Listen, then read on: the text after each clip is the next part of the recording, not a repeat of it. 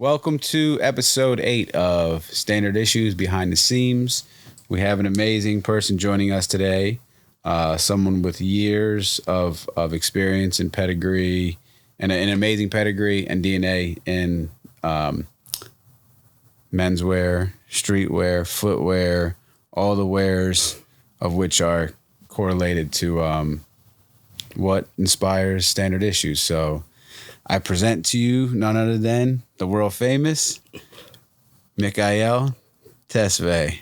Thank you for having me, man. It's a pleasure. You want to know the craziest thing? Talk to me. For the longest time in my cell phone, it was spelled Mikhayl. Whatever makes it stick, you know? And it was always how it was. I've heard stranger. You've heard stranger. Told, yeah. All right. Well, it's a beautiful name, and you're a beautiful person, so thank you for coming today. It's Friday. For those that aren't aware, Mick has curated. This is what, the second passport store? Second. Oh, first one off of Beverly next to Potato Chips. In conjunction with my brother Chase. You with Chase? Yep. Below whose studio was that? Truth Studios. Dom, a lot of good records recorded there. Like just classic material recorded up there for sure. And now you're right on the corner. I am on Beverly. In that same zone? Same zone, like literally right around the corner. Gotcha. Was there a gallery department store there at one point? There still is. It's become like a hangout space and like a venue of sorts. Okay. So it's still there and it's like 3 doors down. Gotcha. So you got the coffee shops on the corner? Coffee shop, Taroni on the corner. Yeah. That is a cool street. It just particular a cool mix street, of things in general, you know? And next to me is there's a woman's boutique called RLT, but you know, it was a good fit to have like menswear available in that space on that block. And I notice it, you know, there's a lot of guys that walk the block with their ladies, their wives, and, you know, wifey will be engaged in, you know, one of the different businesses on the block and they'll come in. Like, it was just cool to have somewhere to be, you know, while my lady's doing her thing or whatever. So it just feels like we fell in at the right time. You can't underestimate that value of like the foot traffic, obviously. But I think, you know, I was always so blown away by the first store. So could you just tell us like what components of the initial shop have made it over to here? Sure. And then what things, you know, what new things or whatnot? Got you. So starting with the name of the store. Okay. For those that don't know. The name of the new space is Friendship Terminal. Gotcha. I like that. Yeah. The initial was Passport Haroon and Company. And it was, like I said, a joint venture between myself and Chase. But this one was like, I have a brand, obviously, and have been working in this space for quite some time. But, you know, I have things that I do that are not directly tied to the brand. Collaborative things with friends, curating, you know, odd vintage and just accessories. And, you know, we have like olive oil body soaps and different things that like I'm curating from things that like I've passed in travels, like in different countries, different places. So obviously this one is a lot more about just home base and the brand, and not just the brand itself, but the inspirations behind it. So cool. I think the space itself is filled with a mixture of all of that. So for our listeners, it's like, you know, we have all these things that we're always on the go to get. We have our essentials from clothing to, you know, your daily hygiene, maintenance, and upkeep. Sure. You know, all those things in our life that unfortunately, a lot of us are like, you know, we're confined to department store or grocery store shopping for. All of those things you can find at Mick's place that, like he said, come from different places of the world. Yeah. I'm sure 100% better for you than a lot of the cosmetic stuff we find out there. As well as it being inspired by like the places of origin where it comes from.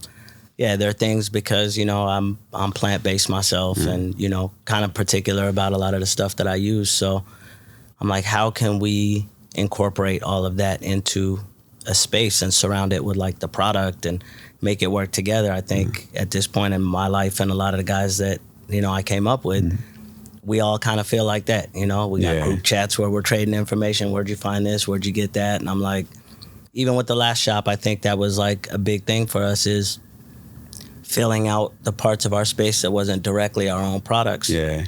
With, you know, the things that either we grew up on, and Miswak chew sticks and different novelty stuff and shea butters and, you know, things that are commonplace to a lot of us, but we don't find it necessarily in a place where we're going to go shop for cool cargo pants or a pair of kicks or whatever like that. So why not make that the new normal? That's awesome, yeah. You know, I like when I find, you know, obviously we've all been around for a little bit, so we all feel like we know a lot. I like when I walk into a place and it's like a clean slate, from the brand selection to the product offering. You know, and that's how I've always felt about the first store. You know, like I've got pieces that are like brands I've never heard of. And so, you came in early, man. Yeah, so to have like you and Chase explain to me who the individuals are behind it, and then where the products come from. And it's that information that sits with you, especially when it's something that you've purchased, that you spent your hard-earned money on. It's like to have that context to go with it makes those purchases feel a lot better. And a lot of times what makes you hold on to stuff a lot longer. And I think a lot of us, like from the design community, like that have worked for larger brands, right? We have been sent to other countries specifically for the task of like, go experience, curate, do all these things and be inspired in general to create things. And it's like, we leave those places with pieces of us. Yeah. And I think ultimately when you put a space together like this, the goal is to kind of reflect like those years of like the experiences. Yeah. And like give people a little shred of that, you know, all in one space. And from the last space to this space, it's always kind of been the goal, and it's just become like a primary function of like who I am or how I get inspired to even make the clothing aspect of it. Yeah. Like your family's Ethiopian? Yes. You grew up in LA or no? Not quite. I always wonder where you grew up at. Yeah. So I moved around perpetually, which again is part of the story of travel and origins and all these kind of things that go along with the brand. Born in Ethiopia. Okay, you were born there. London, DC. Damn. Spent tons of time in New York during the DC years. I did a short stint in San Diego. High school, 2 years of college. High school in San Diego? Yeah. Damn. Yep. That had to be, so Ethiopia, London, DC to San Diego. Wild. All within a matter of 18 years? Wildly different. Less. Damn. Less. So then during the San Diego time, I found myself in LA a lot. A lot of our family was here. And as I got older and got a license, and, you know, it was a different pace, a different tempo there, obviously, from where I was used to being. Like, you know, I had been exposed to New York, like I said, a lot as a kid, and spending time in DC, very different environments. But cool, you know, when you're a kid and you're open, you'll find your way around and kind of discover niches. And but I spent a lot of that time in LA as well, and where I originally know guys like Chase from. Yeah. And, you know, one thing that's odd, like, my younger years spent there were kind of like, why are we here? How did we get here? Like in San Diego. In San Diego, right. But I also discovered trade shows. Mom and dad were in San Diego? Mom and dad, yeah. Right. So like, yeah, it was high school years. Right. So, but ASR. Yep. And during that time, there was a show, 432F, that a lot of people don't really know or don't reference. Yeah. And this is where I met so many people that inspired me initially, because, you know, I always liked clothes. I was into the polo thing, super heavy, and from a child, but like would go to these places, and ASR was like bigger and seemed more corporate. And, you know, I would go on to meet like Kareem and Sal Barbier and like a bunch of those guys there. But 432F was very much from a little more street and a little more diverse kind of situation. So going there and being able to see like P&B and Brooklyn Headhunters and, you know, a bunch of those early guys, like I'm like, there are guys that are here that are like my age, kind of similar disposition, and they're doing it. Yeah. They have brands. They, are traveling with their brands, and, the photo shoots look cool. All these things that I had always been curious about, but being that city was the oddest stop probably on my life journey, like, it opened me up to the possibility of being able to do this, like, in that kind of way. And, just like I said, spending the time in LA, and then, rocking with guys like Rich Kofinko and Emil and Dennis and a bunch of the crooks, like, but obviously pre the whole streetwear thing. Yeah. And took the curiosity further, I got into like buying at Fred Siegel, doing wardrobe for videos for like Wu-Tang and like different kind of guys cool. As like a kid, like 19, 20 years old. So all these things kind of like happened in like this domino-ish kind of way that that I never expected to get that kind of insight. And but I was always like more curious, like the situation was good, but I wanted to go further. Yeah. I was like, styling people is great. I know how to put clothes on people and make it appear a kind of way, but I want to make stuff. Yeah. And this is not going to get me closer to that. So luckily good friends and that were working in graphic spaces and kind enough to lend a hand and show me Illustrator, Photoshop. And someone I had watched another interview you had done, and you had mentioned Joseph I. Sure. And Joe is like, when I started visiting LA in like the early 2000s, and I mean even back then I was always like, who the fuck is this guy? He's everywhere. Everyone, all of my like older homies, like big homies knew him. Yeah. And he was one of these individuals that like clearly had I was like, I know this guy's obviously very well versed in this community. Sure. And connected. And still connecting dots. Can you explain you and Joe's relationship and the help and contribution he's just? I love Joe. I love it when I see him. He's always every time I talk to him. So he's like the mayor of the space, right? Yeah. So again, another unlikely kind of coincidence in San Diego. He was from the Bay, living out there for a short stint like I was, and I think we crossed each other initially through a mutual friend, but me being Ethiopian, he was heavily involved in Rastafarian studies and just the era of consciousness and that kind of thing, as well as myself. And I think we kind of synced up on that note. Fashion was definitely there, but more from a wearing it, not necessarily being involved with it. Yeah. So I mean, I think I might have been 17 around the time that we really linked up. But he's initially who turned me on to the ASR and 432F and those kind of things. Who was Joe working for back then? Do you remember? He wasn't. I know he was making things for himself. He had kind of like messed with the idea of having a brand. But again, he's always had this gift of like being able to magnetize, to be it celebrity or just people of the time or whatever. And so he was always able to get clothes on people. Get out of here. So the brands obviously loved him for that thing before marketing in that sense was so traditional or so formal. He was doing a lot of product placement that we call it now, but just kind of connecting dots. Yeah. So, I mean, we ran together every day, for, over 20 years. Yeah. From there to the LA years and then Brooklyn and so many other things.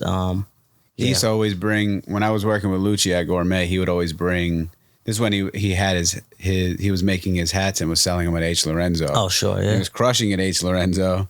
And like, it was nothing for him to stop by with like Andre 3000. Whomever, yeah. The gentleman that passed away. Michael K. Yeah, Michael K. Those, and I used to be like, dude, this guy knows everybody, yo. And like, they clearly like, he'd stop by with like Mos Def, and you could tell they were linked, they were synced up on from personal, these weren't just like, we really known like Yasin LA, since like the like, bookstore. Like him and Talib used to rock and do shows out of a bookstore in Brooklyn, like early days. So like, and that's the thing about, life and the journey is like falling into like these magic moments, golden era times. I feel like I was able to experience LA in a really golden moment.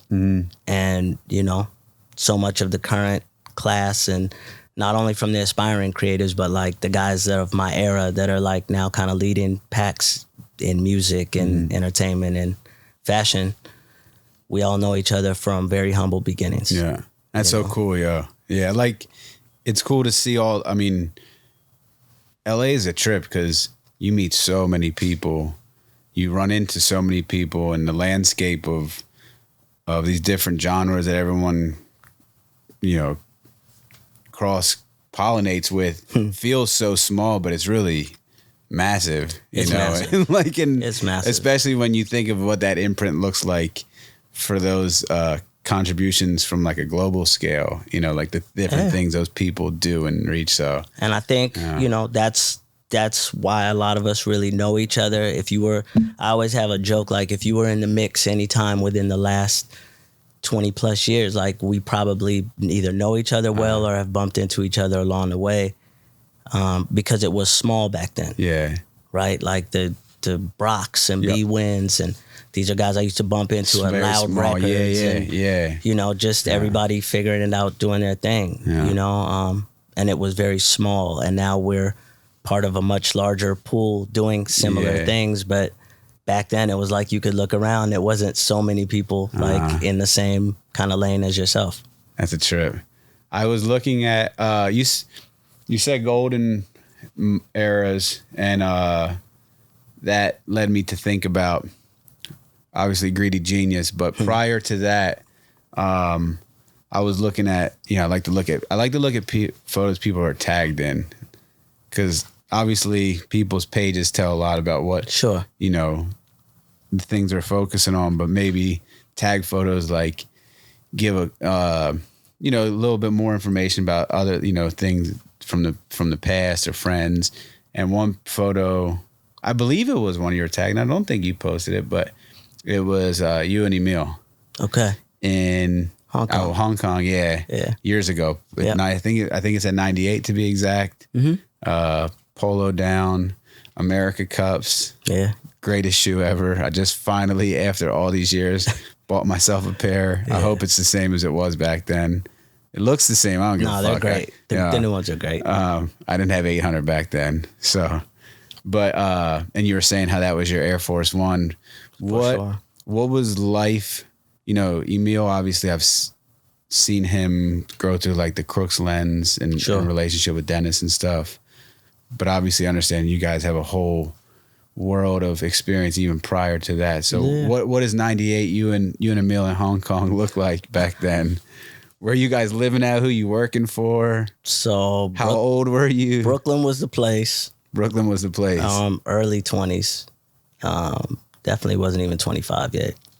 Got the world in your palm. World in the palm, making more money than, most of us had ever seen at the time. Brooklyn rent was much cheaper back then. Brooklyn rent was cheaper. But it was far more dangerous, I bet. No, we were in Fort Greene, and Fort Greene was like emergent. So literally on my block, like source editors and this and that. We all ride the train together. We bump into each other. We see each other at parties. Like it was the kind of epicenter of cool, man. If it could be said, like, to be honest, I landed in a very lucky place. And I got there first. Emil came later, stayed with me for a while till he got adjusted. And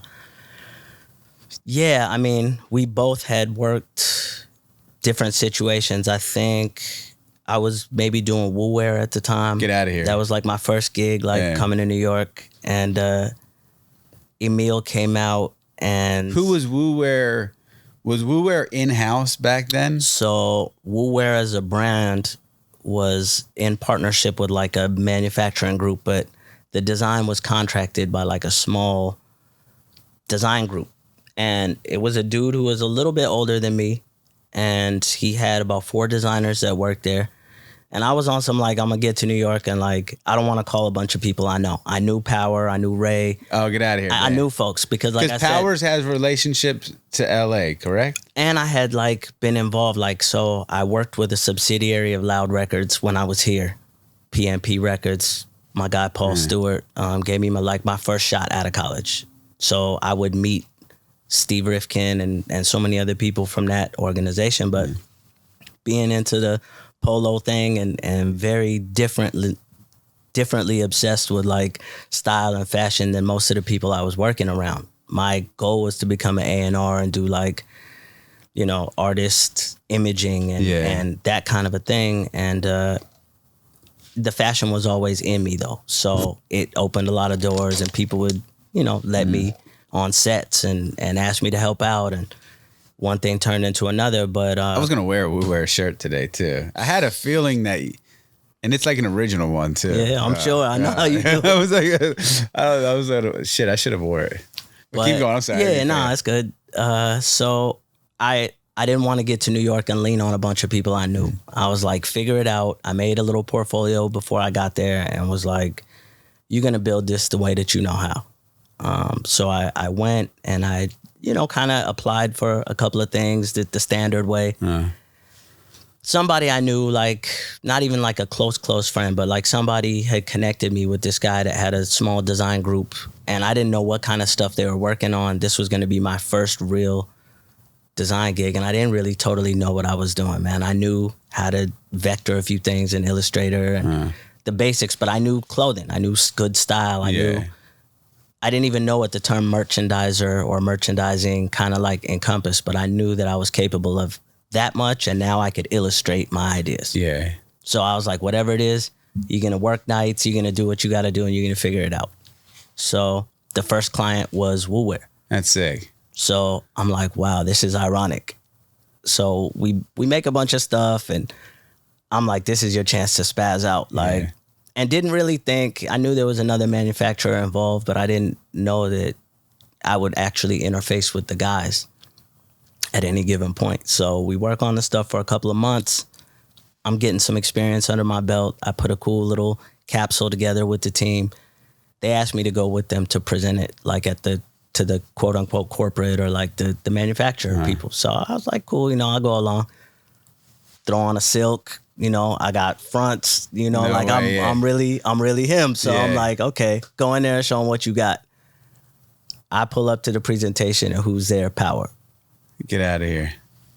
Goes bonkers, picks me up off the ground. He's hugging me. Had no idea that he was about to sit down with you? No idea. Oh, that's awesome. And now my boss is kind of looking at me like, oh yeah, like really? Yeah. Like you gonna show up and you're not gonna tell me that? Yeah. And I didn't think that was the side. But that made the boss look cooler too. It made the boss look great, but at the same time, he was like, "You weren't gonna tell me that like you have some connectivity like with these guys." And now Power's like, you need an office here with us and this and that. And like the boss is feeling kind of like you're doing too much. Oh shit. you're kind of, I get it. But it was great. Like I said, it was my first gig being there, and I was just trying to be on some like head down and like get your shit together. Yeah. You know? So it was real. But like awesome. that embrace and that thing made me feel like I had arrived, like as a young dude in the beginnings of my career, like not as a buyer or a stylist or like. Man, and if there was ever a brand to be able to take those design risks at and be progressive, that was probably the best place to be, because all of the things fashion wise that those guys were inspired by, the brands that they were inspired by, but the fact that it's a brand new brand that seemed to be fucking red hot back then, like red hot, like you couldn't even find this shit. That's what always killed me. It would make me really mad back then. Was like, I was like, I can't even figure out where to get this shit from, you know, until they ended up opening a Wu-Wear store on South Street. But like, you know, like, and I was like a department store kid. I'm like, where the fuck are they selling this stuff at? You know, like. And the bootleg was rampant. Like the bootleg of that back then was like the way like a Supreme or one of them guys would be now, you know? Yeah. But you see the leathers and stuff and everything that, like, I like to look at eBay and look Sure. at all these repurposed places of like stuff back then, and I was like, man, they were making the Wu Wallabies. They were early with what having was a the company footwear that made component. that Wallaby? So that was my guy Udi Avshalom. No way. He did a partnership. There's a couple with pairs Power. on eBay now. Yeah. And they were really well made. Like those were sick. He's a G. He's done. He did so many of the footwear partnerships with brands on the early side.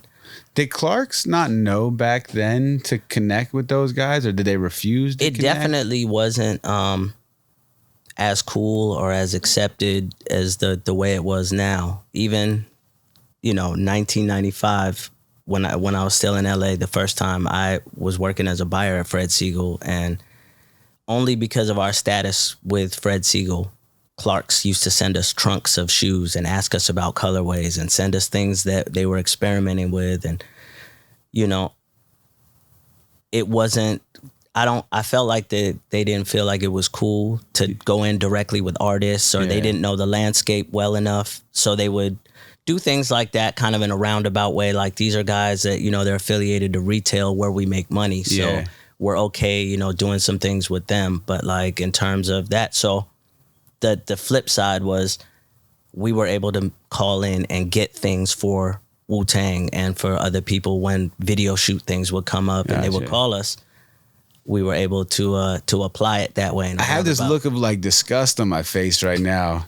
It has nothing to do with anything you've just said. It's like, how can you, when you look at that Iron Man cover, I just looked at it like a day ago. I'm like, how could any brand, especially in that time, see that cover and be like, if anyone isn't trying to get on the horn with these guys right now, it's like a total mismanagement of like marketing and design. But I think it's the lens and the timing, right? Because when you think about it, hip hop was responsible for more than a few trends.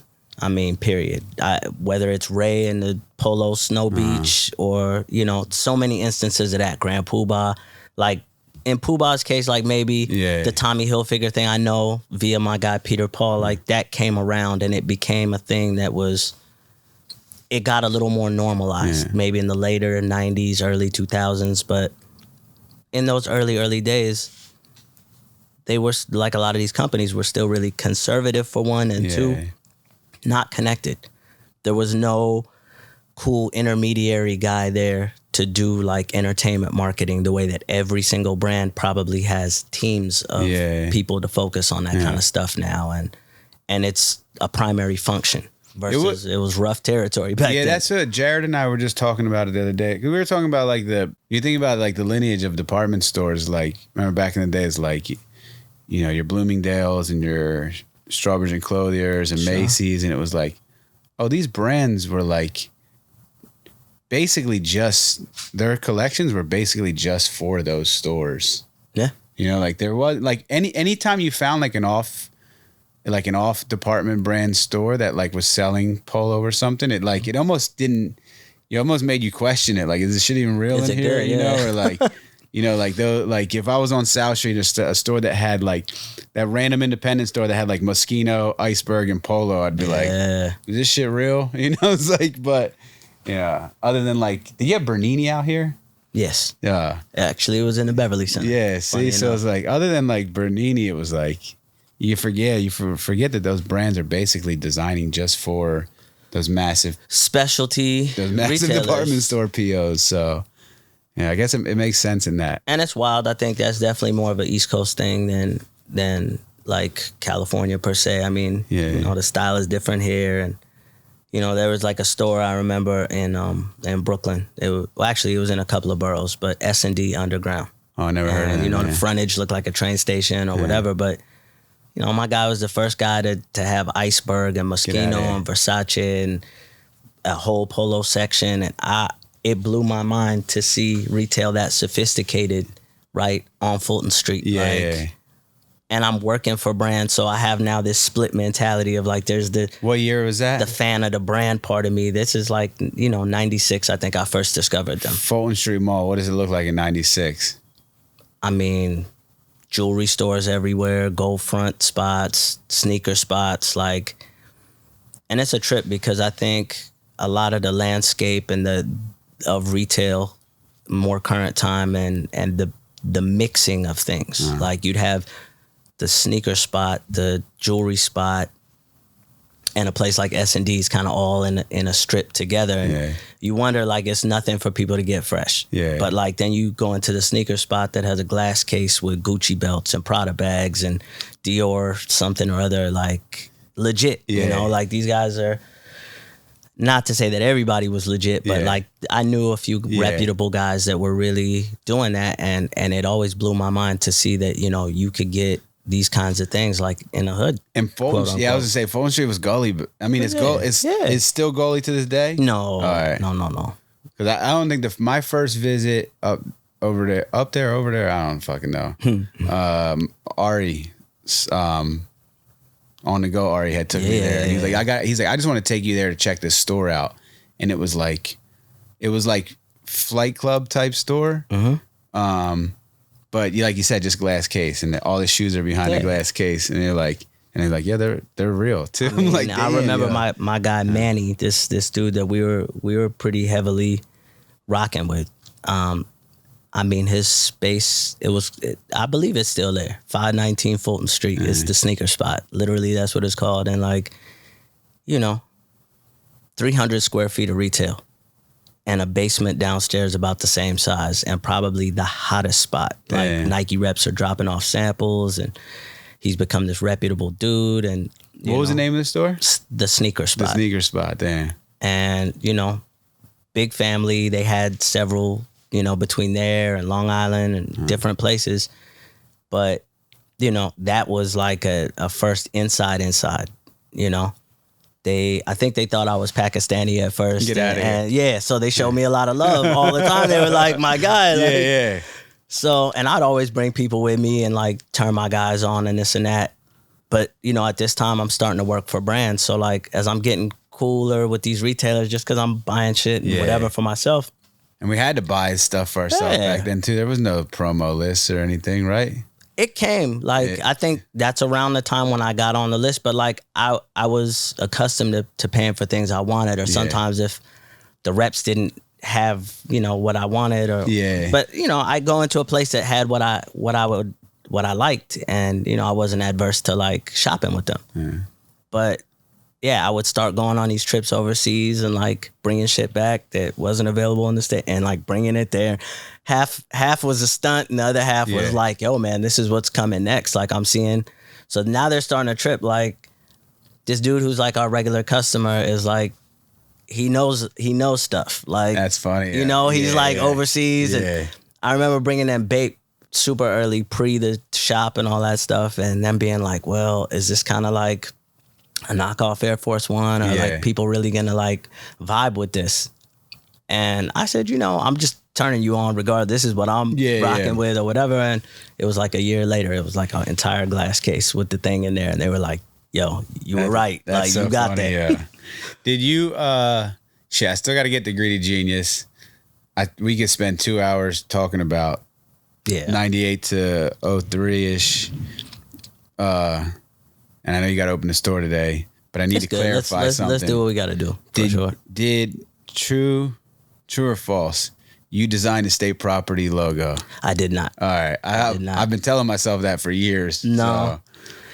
I worked with Rockaware doing some Europe collections, and then eventually I had like a deal to do my own denim brand called Wash House. Gotcha. But very talented group of brothers, man, that I worked with. At Rockaware, that created that whole and they were doing the state property situation. Stuff They had their own team allotted just for them and that situation, and yeah. Gotcha. But right down the hall, my guys, like, you know. But yeah. All right, shit. I thought that was gonna be the soundbite. It might still be. So all right. So moving in to Greedy Genius. Context for those. Do you wanna back up and do New York first? Yeah, we could do that because it's important. All right, yeah. Like. All right. So Wu-Wear 98. Yeah.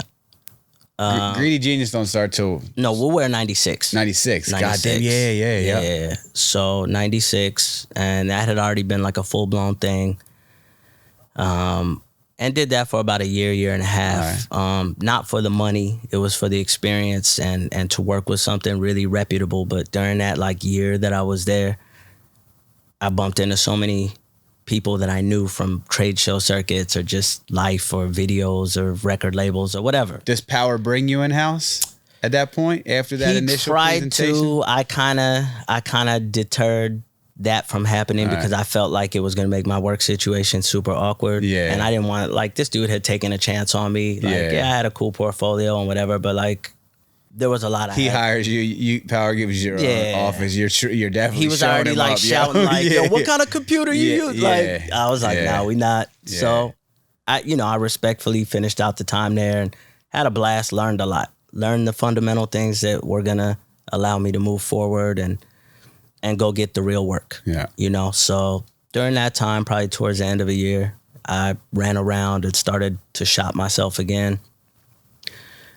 I remember going to like Mecca and, that was like a holy grail place to work. Yeah. And like a bunch of talented guys there that I brought my portfolio, I think, just to show a friend, Ali Asha, maybe. Yeah. And, kind of seen a few guys that I kind of knew at a distance, but they were there and they kind of walked by every now and again and kind of looked at the portfolio like, who's this guy? What's he doing? But I had some shit on and I'm sure that distracted from what could have been like an awkward moment. Like where cats, instead of being like, you knew Ali Asha personally at that point? I did, yep. All right. I think, we had met by way of somebody else in the design community, but I ended up at a short stint at FUBU.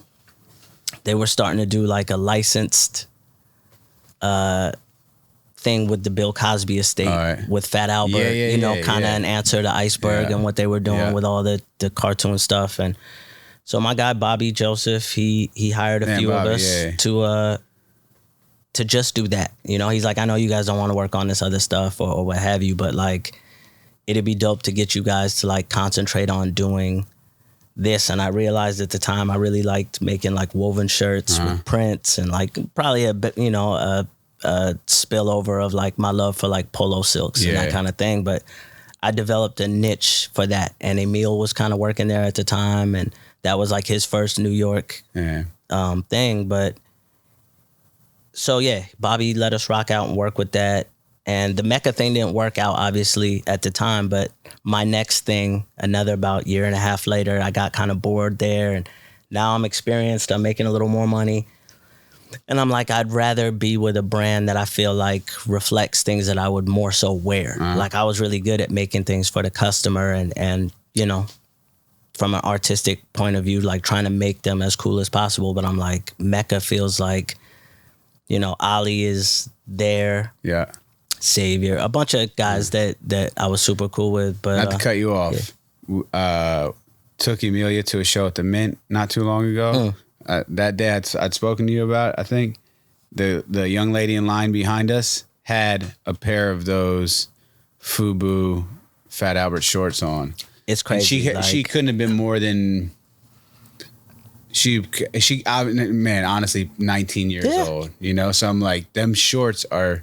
We are really in a retro time. Definitely older than you. Yeah. And she was like, and we were sitting there talking to her. She's like, I love all this stuff. Yeah. I'm like, damn. And you could tell that was her, like that brand and those graphic series in and around the Fat Albert stuff, you could tell was like, she was completely just like into the stuff. I'm like, damn, that's really, really cool. Because I think we're so in it, we don't see, but like, it is legitimately retro at this point. Like, but to see these kids discover it all these years later and really hone in on it, that's pretty cool. It's wild style, like, but it's great. It's a testament to like good work and things that really made like cultural impact, I think, at the time. It's just dope to see like stuff still living. Yeah. All the cartoon stuff, yo. Right. I have a pair of like Iceberg jeans that were like the Simpsons stuff that I, again, couldn't afford back then. And then a friend helped me find them recently, like, damn, this stuff was ill, I kept a couple of like Pepe Le Pew button downs and like, it's a great, feeling, man. It's a memory. But keep going to Mecca. So Yeah, I mean, a year into that situation, I got bored. I think I didn't know at these times like that I wanted to do my own thing. I was always like really entrepreneurial, but like I was like, you have to get experience under the hood before you can go out and try to think about anything of that nature. So, and Mecca was cranking at that point. Mecca was cranking. I really wanted to be there. At this point, Emil leaves FUBU before he left, and I came to replace him. That's the way that went. And a year and a half or so into that, I was like getting bored again. I was like looking for something else to do. And now Ali is thinking about starting something else and doesn't have the bandwidth for what Mecca is becoming, and kind of places Emil there and a few other guys that we came up with. He was literally putting together his Wu-Tang of like creative and design and marketing. And at the time he was like, you know, I think you should come over here and like rock with E and Emil. And I was like, this is exactly what I'm looking for. So I took off, I did that, and probably one of the stronger experiences, I think, of my working. By the time you got there, was Ali already working on Alpha, or was he still? Yeah, he was one foot in the door. That was kind of the trade off, I believe, with the parent company, was that he wanted to build Alpha, but he had already set Mecca up and now put like a competent team in place to rock out and do this. So like, do you remember like what does the money look like for those design roles back then? So at that time, I want to say I was into like $90,000 a year. Which back then was like really cool like money. $150, like, you know, like I'm in my 20s still. Like money's that goes a long way. Yeah. We're traveling and there's a lot of perks, so there's a lot of things that I'm not necessarily cashing out for. Yeah. And the first place that offered me a 401k, like, damn, that's cool. All these things that I wasn't familiar with in like a professional sense that I was learning. I got to be there with friends. Dowie was our marketing director. Another guy, Ryan Cross, that has gone on to do tons of stuff in footwear spaces. So myself, damn, so many Emil, people, Mecca was definitely a gateway for, I mean, the amount of industry talent that's probably come through there. And they were just really well set up, like to support us in our creativity, like with technical backbone. And they own their own development offices in Hong Kong. And so to be able to put kids like us that were highly creative but underexperienced, I think they were able to like really harness like the best of like what we had. At the same time, we were able to learn and expand much greater. It's a good trade-off. You know, it's like finding kids that their ideas are aspirational to what the powers that be's vision for the brand is. You're not going to find that from like super guys duper like rare traditional apparel designers, especially in late 90s and stuff. You know? Very, very rare.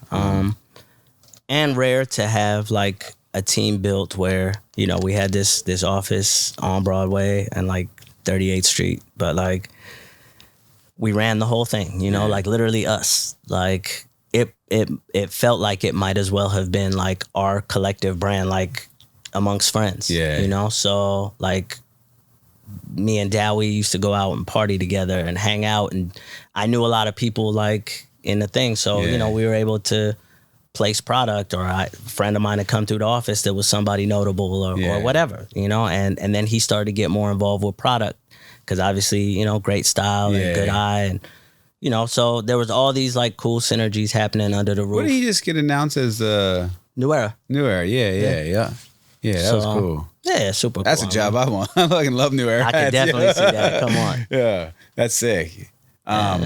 So that had a great time there, learned a lot, really feeling like confident, like have made some money and done some things. And was that towards the end of your tenure living in New York? No, this is like we're in the middle. All right. And came like different things then. Like I think I did a short bit at 555 Soul, Zoo York. Yeah. And like the Echo, kind of like Mark, Seth, and myself were like cool. Like I knew Mark. What years were you at Zoo? this is like late 90s, maybe like 98, 99, somewhere. Echo had already purchased it? Yeah. Okay, gotcha. And yeah, like I knew Mark, like I said, from way back, from like that 432F era, like hockey jerseys and tees and Lyricist Lounge collaborations. That's it. So again, like bumping into these familiar faces that I had like some early texture with, it puts you in a good place. And then if you actually have the talent and whatnot to back it up, it just made for like good opportunity. Right. So Mark would literally bring myself and guys like me through there and was like, you know, now we have a couple brands under the portfolio. Like, I'm open to you guys working across brands, and kind of like gave us some freedom. And, you know, it was a cool thing. It wasn't somewhere I necessarily wanted to build a home, but like it was good and they were super supportive. And obviously had like really good resources. So was able to just go there and do some things for a while. And he was starting cut and sew and wanted me kind of involved with that. And it was good. Guys like Coltrane obviously coming into the mix. And God, so many people worked under that umbrella. I mean, in all those different companies, right? Besides Mecca, that probably is the other one that I worked at that like so many people came in and out of there. Dennis was there for a while, right? Dennis was there for sure. Yeah. So yeah, wrapped that up, and then Phat Farm came. And Phat Farm was super fun, you know, at the time. I think this is like 2000 now. And did a year run as a creative director there. And just, again, supportive, open. They've obviously always had like a polo-ish, outdoorsy kind of take, and that spoke to me, and things that I like to work on. So super fun working environment too. Russell was super cool at the time. Was he really hands-on with it back then? Super hands-on. And again, so this is the funny thing is I'm in New York now for 4 or 5 years, and I've applied for one job in all this time. Damn. There's like headhunters now because the space is blowing up and like these brands, and the headhunters and recruiters are coming and for brands like Nautica and Levi's. But I'm like, I'm good where I'm at. Like the money is probably almost double what you people are offering. Plus I'm like a community member, like in this space. So like, why would I go? Yeah. And so many good people along the way, man, really extended a hand to plug me into situations that would continue to like grow me in this space. I hope a lot of people, I always try to say that whatever platforms speaking on, it's like those relationships, when you do right by the people that put you in those relationships, that put you in those places, man, those are the things that keep opening doors. Because like you make one person look bad, that recommendation's gone, that referral's gone. Yeah. You make one person look good and make them feel good on waging that betting on you, it's like the doors then keep opening. You know, it's like I never get people that don't see like how bad it is for them to burn a bridge like that. Or you like, you know, if someone believes in you, man, make them look great for believing in you, because it's just gonna. That's my number one thing to like when younger dudes ask me, or like I have interns or whatever like that, and it's like, what's the most kind of important thing you would say? I'm like, guard your relationships and like carry yourself like as though like you are walking into your dream scenario, and like how would you behave if like the money and the opportunity and everything. How would you behave if your fucking mom or dad were right there? Treat them like some of them be like, who the fuck raised y'all? Some wolves? Like you know, it's like. But I think that the timing is different, right? Yeah. Like I came up in an era where you wouldn't look twice if a guy like Russell or one of them would say, you know, like, could you give me some coffee, or like go check on something and this and that. Like I've had interns in more recent times that's like, you know, will you go fold a t-shirt out on the, you know, like clean up the racks or whatever like that. And they kind of look at you like, well, I'm here to learn how to be a designer. And it's like, if you can't mop the floor, you can't get to the other parts of it. Yeah, it's like you know, those movies you see, like, I don't know, boxing movies or something, or a karate movie, and the kid's like, well, I want to learn the karate. And the instructor's like, bro, there's a million more things we got to do before we get to that. To develop the temperament, right? Yeah. And it's like, I always tell people, like, you can't check somebody that you yourself haven't done that job. Yeah. How could you? Like, you don't know what it takes. You don't know what that person's going through. Yeah. You know, in order to whatever. And it's like when you learn kind of all sides of what it takes to build brands. Like, a lot of us came in as creative guys. We came out as guys who understood how to build a brand. Yeah. They're very different things. Like, it's interesting, man. Yeah. But I mean, yeah, so that was amazing. And again, this dude, Haq Islam, that had put me in with Russell, he was a music guy. Like, he came from a totally different space, had a label with Interscope, I believe, and my sister worked there as a PR person.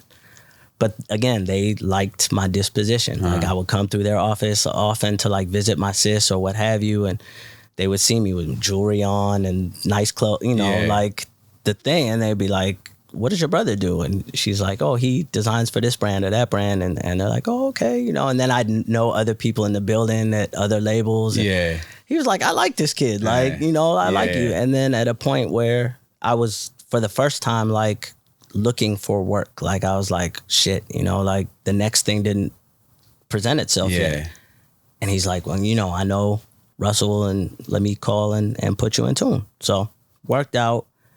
And to what you said about making somebody look good or honoring kind of somebody extending that olive branch, like, there came a time a couple years later when I would be looking for work, and he plugged me back in with Dame Dash for that whole Rockaware situation. So, protecting relationships and just, again, a testament to, like, carrying yourself for, like, the work you put in and how hard it is to do a bunch of this stuff. And I'm thankful that we were products of, like, that way of doing things. And there's obviously, you have circumstances where, like, maybe you feel a change of pace is necessary, or a change of speed, or it's like a different opportunity you might be more passionate about. And even in that, it's like there's a way to go about it. There's a certain tact that is respectful and responsible.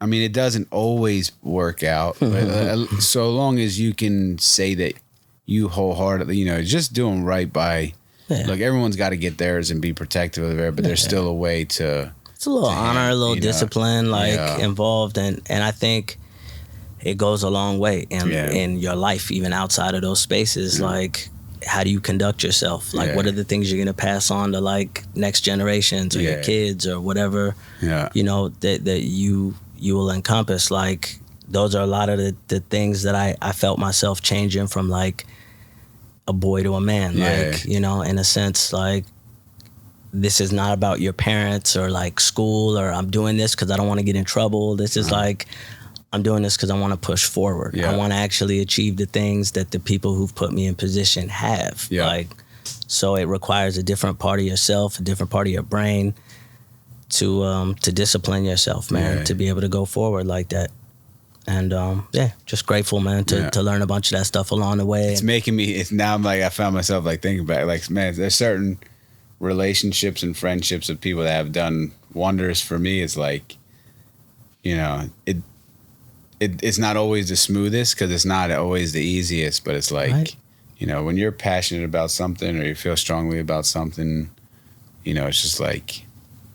But I feel like inherently, you care about those people too. It's like, I don't know. I feel fortunate to be, like, I've only had one or two bosses, right? Right. The majority of the folks that I've worked for are people that I genuinely care about beyond the job, and where you're working more with them than for them. So it's interesting, man. What year did you end up moving back from New York to LA? So, but very, like, pretty important thing to mention, like, past that, the Phat Farm thing was, like, my last time working, like, a corporate gig or a standard gig, right? Literally to this day. No way, damn. What year? Well, no, actually, I take that back. I had that stint with the Rockaware guys, but I'm saying this to say, so, I do my time there and get through it.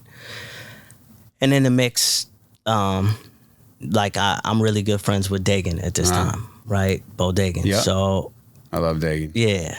And so, you know, he comes to me at a time, and it's funny because he worked at Def Jam for a short time and was kind of like, yeah, that's funny that you're working with Russell now.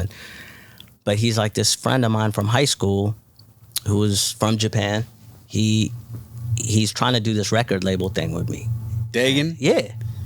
Dagan went to school in Japan? No. Okay, all right. This kid went to high school in the city with Dagan and a bunch of his guys. So he's like, yeah, I'm going to do this record label thing. And, you know, and me and Dagan were extremely, like, thick at the time. You know, like, day to day, like, you would always see us together. And he's like, look, I know you're doing your thing with Russell, but, like, you know, I want to do this merch thing for the label. And, like, I need you to do this shit for me. Like, let's rock. And I'm like, okay, you know, no problem. Like, I was, at this point, and that's the other thing, is I always kept a side hustle. I always kept clients outside of, like, permanent work situations or whatever. And it just was the way that I knew how to hustle. Like, I was like, I got to make it add up. Yeah. And so I said, yeah, cool. So we designed, like, a little capsule or what have you. And at the time, I think there was some issues with, like, clearances and this and just infrastructure things in general that made the music side of it, like, more challenging. Mm-hmm. And the clothing stuff that I had designed was, like, pretty advanced. And so his partner came to me and was like, you're capable of a lot. Like, and I'm like, yeah, I'm a creative director at, like, a multi-million-dollar brand, like, working for Russell Simmons at the time. And he's like, you know what, like, would you be down to go to Japan? Like, because I spoke so highly of, like, things in Japan, and I had been and spent a lot of time just in Asia in general. And he was pretty impressed by that. And he was like, it seems like you know what you're doing. So they sent me to Japan to now develop a larger capsule with, like, denim made in Japan and all this stuff. And I'm like, wow, we're really kind of going overboard. Like, and I see what the Japanese, like, hip hop labels are doing and merging clothing with the space. But so they let me rock, man. Like, and we came back with a really good capsule. And I spent almost 2 weeks, just shy of 2 weeks. Now, mind you, I got a job.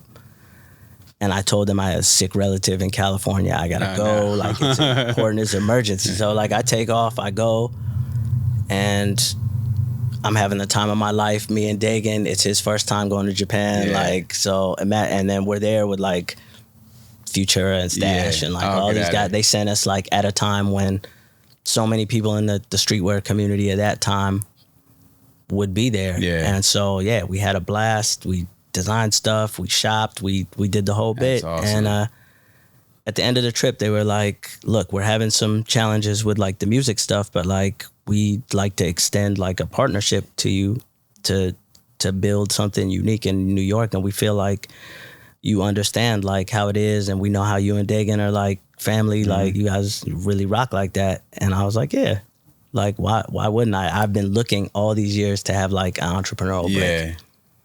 So Dagan comes up with the name Prohibit, and the idea, I like it, I'm into it.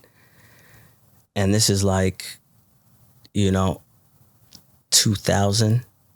And they're like, would you consider going back to New York and, like, quitting your job? And I was very comfortable where I was. I was into six figures at this point, and, like, kind of from a working experience, getting it the way that I wanted it. But I was like, this ain't the final form. Like, there's something bigger waiting. And when that came, I was like, this is what you've been waiting for. Like, don't overthink this shit. And by now I've overstayed my work leave a couple of days, but, like, it's good. They know, like, I'm sending things in by email, and, like, they're good. But I just remember getting off that plane from Japan with 2 North Face the body bags full of shit, like Evisu to the ceiling, like, whatever. Like, I went bad. That's sick. So that's probably so fun. But I had to go straight from the airport into my office at Phat Farm and pretend like nothing ever happened. And they're kind of like, you went to go see a relative for a couple of weeks. Feeling, like, what is with the body bags? And I'm like, oh, I had some shit in storage there, like, I had to bring back, and just, a week later, man, I was like, I can't do this shit anymore. And like they've been so good to me. I was like, look, I'm trying to do something different for myself and blah.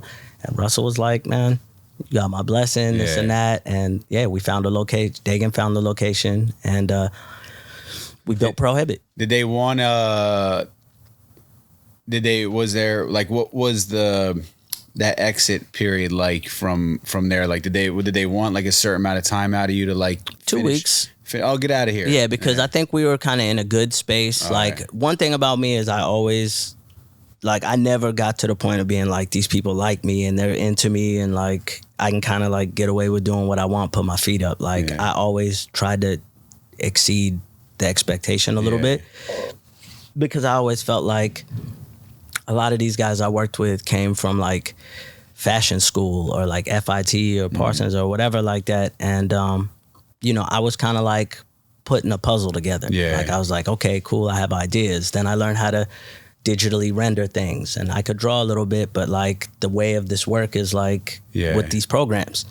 So learn that, and then I started learning more about patterns and draping and the technical aspects.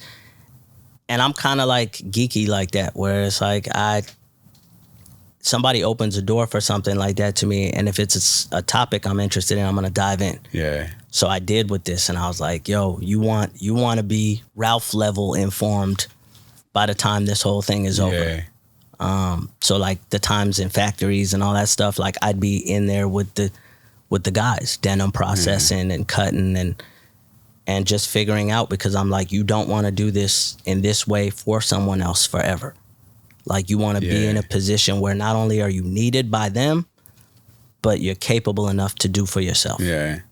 And that was like non-negotiable. So here comes the Prohibit thing, and for one, I never knew Prohibit was interesting because I felt like I was a day late to like the Prohibit party as a kid. Like late 90s, early 2000s, I'm still so engulfed in skate. Yeah. And I'm obviously information sharing was in a different place at that point. And I'm probably not taking trips up to New York for anything other than skateboarding till like 2002, 2003. Ubik, the store opens up in Philly, and that's where really like a lot of the putting the pieces together in terms of like the people that are involved with fashion. So at that point, Prohibit's already cooking. What year did you guys?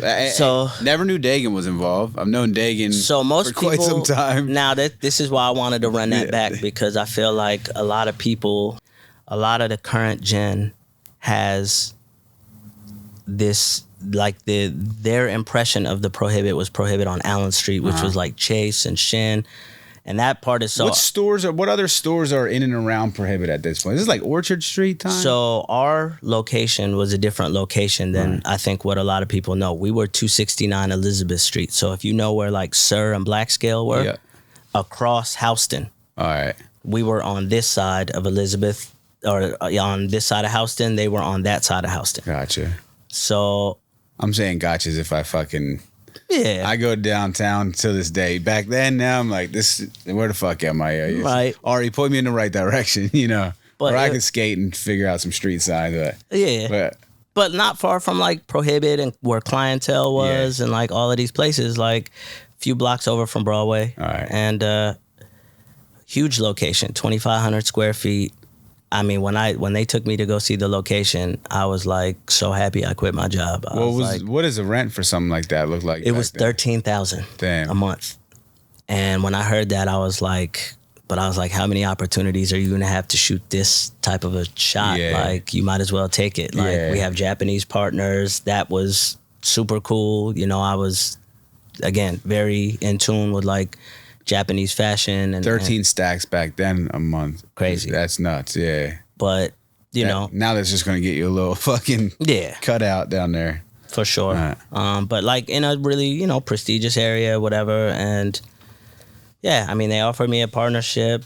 I dug retail. I had a background, obviously, with Fred Siegel and things like that. So I was like, denim was to be the main focus? Our brand. Yeah. So we had the Prohibit brand, and then I wanted to bring in like other things that like I was like accessory things or bear bricks or and you know, Dagan and I, like, he was the Air Force One guy, quintessentially. Like still is. Yeah. Can you hand me my phone tie? There's a very particular word that Chase told me to ask you about in regards to the Prohibit stuff. Where's my phone? Oh shit! Actually, I'm a dumbass. I'm sorry. I got it on me. What did he say? What did Chase say exactly? Because Chase worked there. So, at a point where I had left and had some differences with the partners, and Dagan was there. I think, I want to say, at the point where Chase came, maybe Dagan was gone as well. Like he had parted ways with them and was going to go start like Bodegan and that whole thing. And I thought it was so crazy. Like when I heard, like, I saw him at a trade show and they were selling Japanese denim and this and that, and Chase was in the booth, and I'm kind of like, I wasn't messing with the partners at the time, but I'm like, it's Chase. Like, and I'm like, wow, they have no idea. Like, me and this guy know each other since time, you know? So I was just like, wow, it's crazy to see like what it's become. And they moved the location obviously to Allen Street. But yeah, it was definitely the first of its kind. I don't think there was no BBC shop or Bape shop yet. So we were kind of like doing this convergence with like Japanese magazines and this and that. And Dagan, obviously long time LES dude, and had long connectivity with like all the Supreme guys. And so it was a cool melting pot and like this mix of like all this shit that both of us, like him obviously born and bred, but like I had accumulated an entire life in New York, like fast, you know, because of I knew a lot of people there before I moved, but then being there and working like in this design community and being everywhere all the time, you know, that's what it was back then. 5-6 nights a week we were outside. So it didn't take long to feel like you knew everybody in every place and every club. They lift in the red rope, you know, like we're good. That's everywhere cool. We're at, we're good. Like, and it felt like what's home. What's the How to Make It in America? That's literally that was we joked about that for years. Like, this felt like they wrote this like very similar to our story, even the location where it happened. Like, and you know, it was one of the most fun experiences. I was building like product freely the way I wanted to with Japanese manufacturing standards that was unreal for me at the time. Dagan, like I was saying, Air Force One King, like, imagine going to Japan with a budget and he's buying shit to bring it back. He's buying shit to bring it back now. So, and Nike, what are they called? The Eakins or whatever. So are they coming in tripping on you? Here's the interesting part, like, because there's not a lot of things going on. That was a correct. The Eakins. Yep. I remember them sending a group of, we counted like 17 people, and they had clipboards. And they seemed like these nice, like Portland friendly, like, hey guys, how are you doing? We love the place. Like, but the name just, even back in the day, the name just reminded me of like, you thought they were going to be like fucking like, like Martians coming in or something. Like hooded people, like with the mysterious. For one, what does this term even mean? And like, you'd always tell there were people that like clearly didn't really know life outside of like a catalog. You know what I'm saying? Like very like stiff. Yeah, that's funny though. So they would come in there and monitor what was on the shelves. It was crazy. It was like at a random point they came in there with like clipboards, and because I had a background at this point, like I'm on Nike seating lists. I know people inside. We've traded information with other brands I worked at, so our colors are in alignment when they sit on shelves, and so like Spidey sense is going off. Like either they're gonna try to shut us down or they're just guinea pigging us. Like, and at the time I know bootleg was a little bit of a problem, so I think partially probably they came looking to see if that was our MO. And everything was obviously because reselling their shit, there's not never like there's not much you can do There's about not it. a legality. There's no legal things. We were more worried about getting busted, bring duffel bag and the shit back through customs. For import. We were getting stopped, and it was like we had told women in JFK, like, you know, we're on a tour, like we do music, like Nike has seeded us all of this, you know, and we each got 40 pairs with us, like, which even you can't even prove. They couldn't. And they were sweet ladies. They were more like fascinating. And again, like Dega and myself, we got jewelry on front. Like it's kind of semi-believable. Like they're like, okay. But isn't it funny back then though? Like that was like the schematics to all of it, where it's like, you're almost on some like dun dun dun dun dun. I swear, like Mission Impossible. Yeah, like, you were. Yeah, that's a trip. It felt kind of illegal, but not really illegal. You know, like we just didn't ever really know. And then I think after that first time we came through, it's like the rest of the trips after that were easy, but we knew what to expect. But the other like most significant thing about that time was like Evisu. Yeah, and I was infatuated with it since Mecca. What year did Evisu start? I mean, I want to say 89, 90. That maybe. Far back. Yeah, but strictly an over there thing, you know? Not really seen here. Like, I didn't know about it until the J bar. Yeah. I mean, so that was it. That was like my intro. Like, so interesting enough. You know, I was obsessed with it. Had pairs of my own, obviously, but then we'd take these trips to Japan, and we made good with people at the Evisu store, and would buy tons of product, obviously, and bring it back. This is how much was a pair back then? I mean, they ranged anywhere from like $500 to $1,200. Oh, it was super expensive. Yeah, damn. Especially for the time, you know. And fuck, that's expensive for now. We would go in and buy up a bunch of this stuff and bring it back, and I could count the amount of people I knew in New York City that had the stuff, and they were all designers. Your Alyashas, your Omar Gambao, like Emil, like all the family. You know what I mean? Like, and didn't really know where to get it at. Yeah, because it didn't exist yet. Yeah. And so here we are.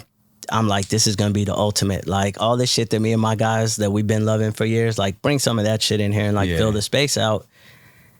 And I mean, Atrium at the time, hottest store downtown by far, like sent his guys over who were friends of mine. Yeah. But I catch them in the window taking pictures of my mannequins. Like, what's going on? Like, they like, Sam told us, you know, come take pictures or whatever. And that's because it wasn't widely seen like that. So here we are, and we're placing it left, right, and center. Groovy Lou and Mike B, and they're coming to buy for Puff and whomever. And the thing is happening. And the Evisus are all being backdoored too. You're buying them off the shelf. Yeah, off the shelf and reselling. Like, gotcha. No deal, no nothing. And, so y'all are you guys even able to sell them at a markup for y'all that even made any money? For sure. So if you were buying a pair that was $5, how much are y'all selling it for then? 7, 8. All right, damn. Some of the more we had 18 karat gold embroidered pocket joints, 2,000. Like, damn. And June Ambrose came and bought every single pair that would fit Jay, and he got them. And a week later, it was like the Hot 97 freestyle came out, and we're sitting in the back of the store listening to this thing. Like, oh, that's sick. Yeah, that's a moment. You guys listen to this. This is a moment in hip hop. He came to the store for we had like a pop-up, long-term pop-up that we did with Samantha Ronson. And he came like for the opening of that, and saw me and all my guys like with the Evisus on, and like saw them obviously available in the store. And June Ambrose popped up like a week later and like literally bought out all the pairs that would fit him. And she's been styling him since that long? That long. Damn, yo. You know, I always hear Emery talk about June, and he obviously speaks very highly of her. And it makes sense because that's how long the relationship. Such a force in the culture for sure since then. When that song came out, my team manager at Sal Barbier's company, Aesthetics, was going to Japan. They were going to do a Japan tour. And I was like, bro, I know you got a lot of responsibilities there, but there's one thing I need you to do for me. Crucial. And I'm like a sophomore or a junior at Temple at this point. This is because that song was what, 02? Something like that, yeah.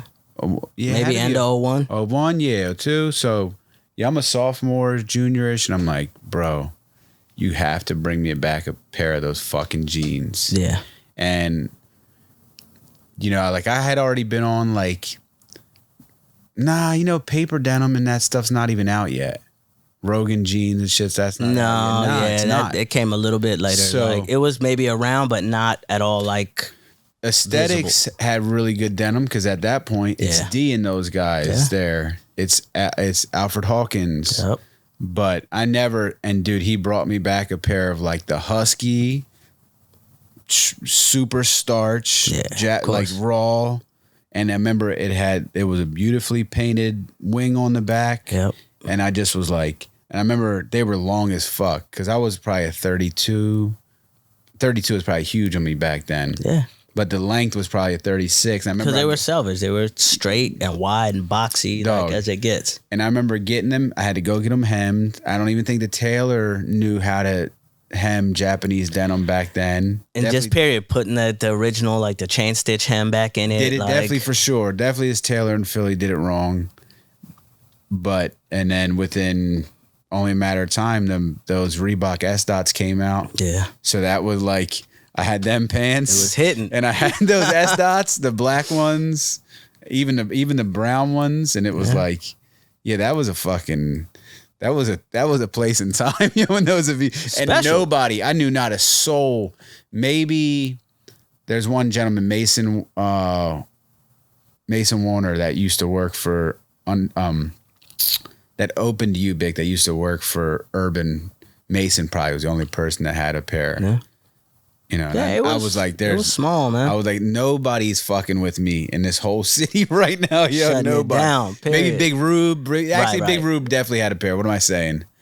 But a lot of it at least in my age demographic, I'm like, yo, none of y'all motherfuckers are seeing me right now. You know, like, dude. Evisu was definitely like a bar, like a real shutdown, especially at a time when it was small. Because like even in Japan, it wasn't like widespread, like you would just see the stuff everywhere. Like it still was for like a connoisseur level, like, you know, denim extremist type of a dude. So it was special, man. Super duper special. And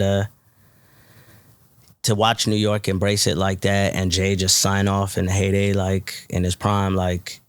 And still at this point, nowhere else in the city is selling this shit. No, because there's no distribution channel for North America, right? We went, you know, our way and just kind of did it like we know this is going to hit when we bring it home. So whatever it takes, we're just going to do it. Or like beyond, it was beyond later. Like, beyond like industry cool guys that are probably maxing credit cards to come buying it. Yeah. Are like the dope boys finding out about this and knowing where to come get it at? Only the ones who knew us. Yeah, gotcha. Because again, we're the only stop for this, period. So it's ironic that, you know, maybe a year, maybe 2 years later, somebody that I would meet later through industry folks that I had worked with or whatever, a gentleman by the name of Peter Kaplow, he orchestrated the license for Evisu North America. Get out of here. Based probably partially, as they've come back and told me, like on the work we put in. Damn. You know, just off of instinct on our own money and our own blood, sweat, and tears. That's really, this is like, really cool, yo. This is like some awesome information, which I'm just again, recently. I'm glad we didn't, that part didn't get skipped over. No, yeah. Just recently, like a Japanese blog, and a good friend of mine over there, they interviewed me about that and my contribution to like bringing Evisu to North America, like in essence, you know, like we never looked at it that way back then. We looked at it like we just want to fill the shop with the illest, edgiest, like, you know, that low life mentality of like this unique rarity, like. Damn, that's ill. And now I'm getting to cross it over with like business, like something that I'm actually involved with. So it's, and I do remember something that I want to double back on too. Hold on real quick. Before we get to that, there was something else I wanted to ask you. But so, yes, and I forgot what I was going to say. You were saying that Chase said something about a word. Oh no, he just said he's the denim master.